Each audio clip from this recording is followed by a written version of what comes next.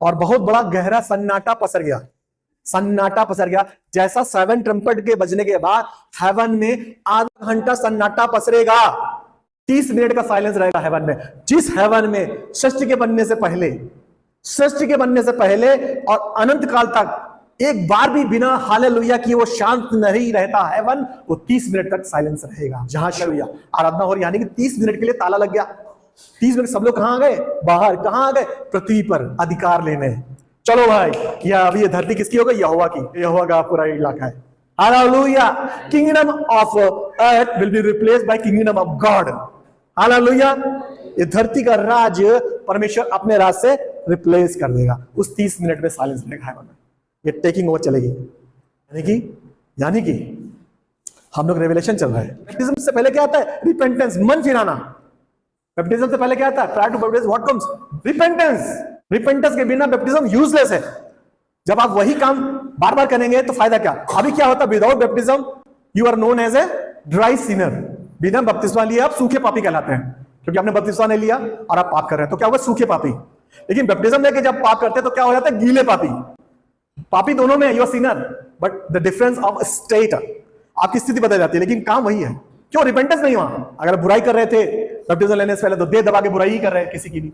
Slandering, एक्यूजर of Brethren, बुराई करने वाला शैतान है, उसका नाम है ब्रदर स्लैंडरर। स्लैंडरर कौन होता है? जो बुराई करता है एक दूसरे की। और किसका काम है? अगर आप रेवलेशन 12 के 7 में पढ़ेंगे तो वहां लिखा है शैतान बुराई करता है। अगर आप अपने भाई बहन की बुराई करते हैं, हालेलुया, तो आप शैतान के साथ होते हैं, क्योंकि वो लायर है, झूठ का पिता है। अगर कोई चीज आप अपनी महिमा के लिए फ्रेमिंग करते हैं, एक ब्रदर है, वो क्या करते थे, ध्यान से सुनो कलीसिया, आज बैप्टिज्म, आज कम्युनियन संडे, बहुत ध्यान से सुनो। अगर करते हो तो मत करना, अगर नहीं करते तो बहुत अच्छी बात है। अगर कर रहे हैं तो स्टॉप कर दो। वो अपनी टेस्टिमनी को फ्रेम करते थे। क्या करते थे? फ्रेमिंग बनाते थे। व्हाई? इसलिए कि वो लोगों को ये लगे कि वो यीशु के बहुत करीब है, उनकी प्रेयर तुरंत आंसर हो जाती है।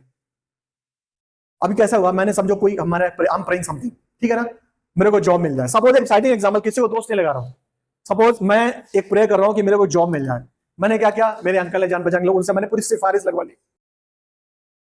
आई एम प्रेइंग आल्सो, 50-60 हजार 1 लाख रुपए जो भी वो भी दे दिए। तो क्या हुआ, ये नौकरी मिल गई। फिर हमने यहाँ गवाही क्या दे दी? हमने प्रे करी, हमको नौकरी मिल गई। क्या ये?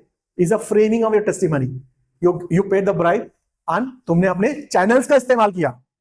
गवाही मत दो, इट्स ओके, कोई दंड नहीं आएगा।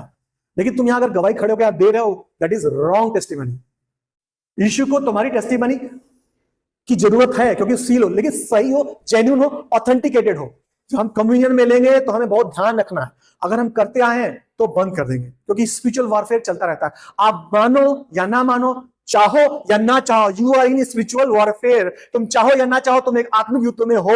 एफिसियंस 6 की बार में लिखा है कि हमारी जो लड़ाई है मांस और लहू से नहीं, मांस लहू के अंदर इंसानों से नहीं, उसके पीछे हुई दुष्टता की सेनाओं से, हाकिमों से, principalities, authorities and power of darkness, we are fighting wrestling against them. Ephesians 2:2 में लिखा है कि इस हवा का मालिक कौन है? शैतान।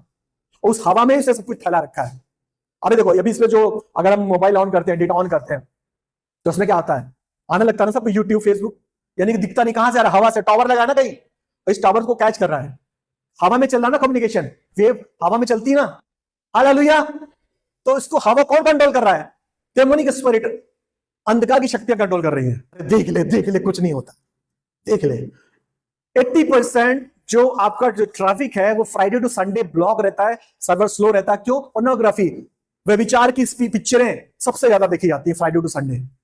ट्रैफिक जाम हो जाता है, इतना लोग व्यभिचार में डूबे हैं। आप समझ रहे हो? अगर तुम चर्च से बाहर जाते हो तो पाप ही पाप है हर तरफ। एक यही है जगह जहां पर आप 7-6 दिन काम करने के बाद आप अपने जालों को धोते हैं, साफ करते हैं। यीशु के वचन से हम धोए जाते हैं, यीशु के लहू से हम नए बनाए जाते हैं, वाचन रिन्यू होती है यहाँ। इसलिए चर्च आना बहुत जरूरी है। हमारे जाल में काई लग जाते हैं, हम मछलियां पकड़ने जाते हैं ना समाज में, 6 दिन तक रोजी रोटी के लिए भागते कि नहीं भागते? जाते नहीं जाते हैं, बट हमारे नेट में क्या काई लग जाता है ना, समुद्र की गंदगी भी लगती है ना उसमें, तो उसको धोना पड़ता है ना। तो हम लोग फिर यहाँ आते हैं, यीशु के वचन से हम शुद्ध होते हैं, उसके लहू से हम साफ होते हैं, पवित्र बनाए जाते हैं। इसलिए संगति बहुत जरूरी है। ऑनलाइन जो भी देखते हैं, दे आर डूइंग सिन।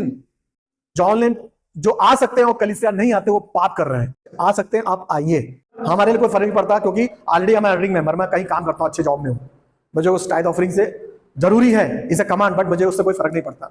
एक सीट नहीं रहेगी, 2 सीट नहीं रहेगी, लेकिन मेरे को फर्क नहीं पड़ता। मैं उतनी ही तेजी से मैसेज देता हूं। आज से 7 साल हो गए, 6 साल से मैं, आप मेरे वीडियो देखेंगे, उससे तेजी से मैं देता था पहले, जब एक ही 2 लोग हुआ करते थे।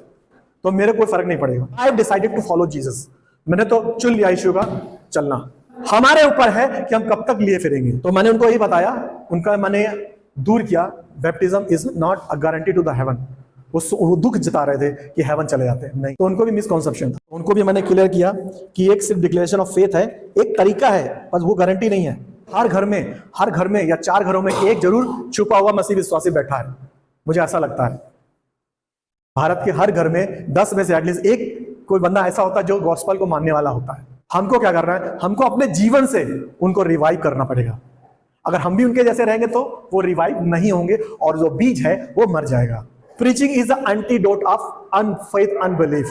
जो प्रचार है तुम्हारे अविश्वास की परत को हटाता है। This all about our journey. और बहुत सारी चीजें आई और बहुत सारे लोगों को मिला और उनको क्लियर करके आया। तो this was all about my journey. But उसका साइड इफेक्ट ये रहा मेरे साथ, और कि मैं बहुत ही अंदर से डल हो गया था वहां से आने के बाद।